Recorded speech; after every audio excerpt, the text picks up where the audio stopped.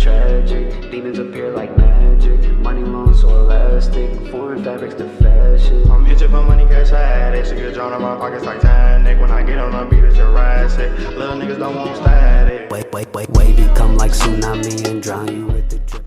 Jerami Grant deserves an apology. Yeah, we're getting straight into it. Usually I'd ask, how you guys are doing? Welcome back to the channel. All that other jazz. But we're gonna get straight into it. Jerami Grant deserves an apology. And I mean, he probably deserves about thousands and thousands and thousands of apologies because of how bad he was getting flamed on and talked down on in the preseason and the offseason. So yeah, he probably is owed about tens of thousands of apologies. And for those of you who may not know why he is owed an apology because you don't watch the Pistons, which I'm assuming is a ton of you out there who may just not even know what's going on with Jerami Grant. He is having an utterly absurd breakout season to the point of we're not just talking about most improved player anymore. We honestly are talking about all-star, and if the Pistons were like any type of good, we'd be talking about more than all-star because that's how freaking good he's been this year. So just his basic numbers, he's averaging 24.8 points a game and 6.3 rebounds a game, and then to tag along 1.4 blocks per game and 1.1 steals a game. Mind you, this is the same dude who scored 12 points a game last season. And the crazy thing is that simply pointing out the 12.8 point differential from last year to this year doesn't even begin to tell you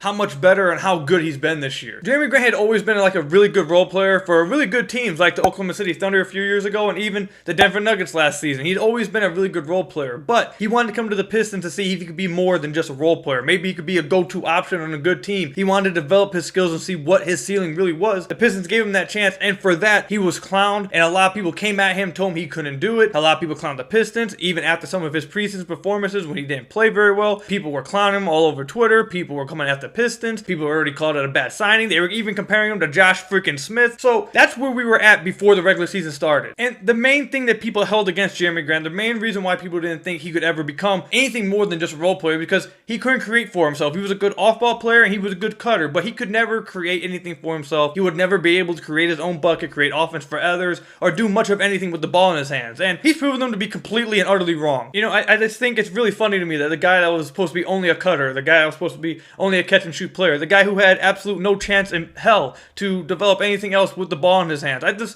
think it's really funny that that same player is in the 85th percentile in isolation situations, scoring 1.24 points per possession. You know, that sounds pretty good for a guy who had no business betting on himself, who showed absolute no chance in hell to develop anything with the ball in his hands, for a guy who was declared a failure after preseason play. It's pretty good. I think that's pretty damn good for a guy like that. You know, I think it's also pretty good that the guy who has a career high in usage rate, who's averaging a career high in points and is in the 85th percentile in isolation situations, I think it's also pretty dope that that same dude that wasn't supposed to be able to do any of that is also shooting a career high from three-point range on career high attempts, shooting 39.3% from long range on 7.0 attempts. So this same dude who was supposed to never be able to do anything with the ball in his hands is doing it at an extremely high level, and he's also shooting a career high from outside while picking up all this other stuff with the ball in his hands. He's still remaining an elite shooter from outside. I seriously don't think we've ever seen this from a player that people just didn't believe could do anything on ball, had no business trying to do it, and the very first season he tries to start doing this and tries to expand his role, succeeding at this high of a level. I just don't know if we've ever seen something like this before. Like, this dude went from being a role player to a go-to option legit for the Pistons, and he's only averaging 1.4 turnovers doing it. Like, he went from not having the ball at all to having the ball all the time, and his turnovers have not like went out of nowhere. Like, he's only averaging 1.4 turnovers a game. He's taking care of the ball in his first season with the ball in his hands against NBA competition, and it's not like he's just doing okay with it. He's doing outstanding with it. Like, bro, there's so many layers to this. Like, he's getting to the free throw line 5.7 times a game, career high attempts, and after being a 66% shooter for his entire career before this season, he's getting to the line 5.7 times and is shooting 85% from the free throw line this year. Like, seriously, let me try to like explain this again to you guys. This guy was a role player his whole career. For any guy, not just a role player, there's any guy that goes to having an elevated role in offense, goes from not having the ball as much to having the ball a ton. Usually there's struggles along the way. They turn the ball over or something. They start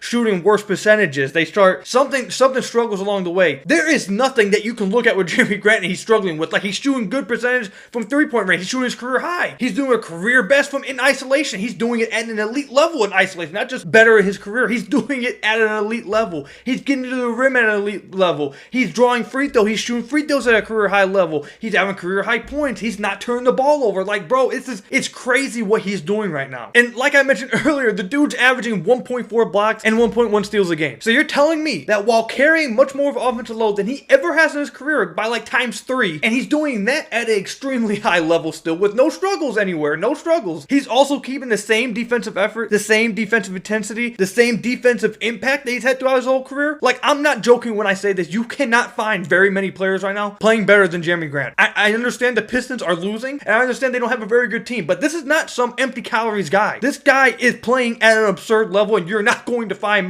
very many players right now playing better than him. And this was the same dude who was deemed a failure of a signing after preseason. This is the same dude who was deemed a Josh Smith type of signing. This is the same dude who had no business betting on himself, who had no business trying to become more than what he already was. He should have just accepted what he was. This same dude who is having no struggles and is playing better than just about anybody you can find. This is the same dude that was never supposed to take a bet on himself. This is the same dude who was deemed a failure of a signing by the Detroit Pistons after preseason play. This is the same dude. He deserves your guys' apologies. He deserves everyone's apologies. And honestly, it should be done right now at this moment. And if you made it this far in the video and you were wrong about Jerami Grant, don't be afraid to comment down below I was wrong about Jerami Grant. And if you made it this far in the video anyways, and you did believe in Jerami Grant, go ahead and comment down below. Jerami Grant deserves your guys' apologies. Go ahead. I know there's a lot of you guys out there. It's okay to admit you were wrong about something. You guys are wrong. You guys are wrong. It's okay to admit that. Hit a thumbs up down below if you enjoyed the video, and if you haven't already, check out my channel. And if you like the content, hit that subscribe button down below. We're on the road to 1,000 subscribers. Thank you guys for enjoying the video. I'll see you guys in my next one. Go Pistons, and stay safe, everybody.